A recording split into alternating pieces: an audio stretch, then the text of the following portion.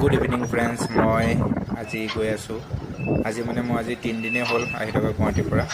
মই গৈ আছোঁ অৰুণাচললৈ, আনজাও ডিষ্ট্ৰিক্ট। মই গৈ আছোঁ ডং ভেলী বুলি জেগাটো, য'ত ছানৰাইজ হয়। আৰু সেই জেগাটো মই আপোনালোকক দেখুৱাম কাইলৈ মই 10-11মান বজাত সেই জেগাটো পামগৈ। আপোনালোকে ভিডিঅ' স্কিপ নকৰাকৈ চাই থাকিব।